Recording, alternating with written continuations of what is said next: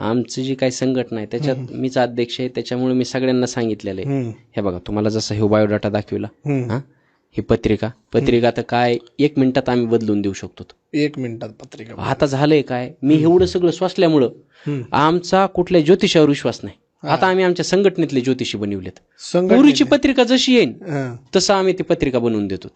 36 गुण जुळतात. बोला पुढे काय होतं. लईच मोठी एवढं टेक्नॉलॉजीचा लईच उपयोग केलाय म्हणजे तुम्ही. हे काय, ही मंडवळी ही सोबत घेऊन फिरतो आम्ही. म्हणजे एखादी पोरगी जर म्हणली लगेच. अरे बाप,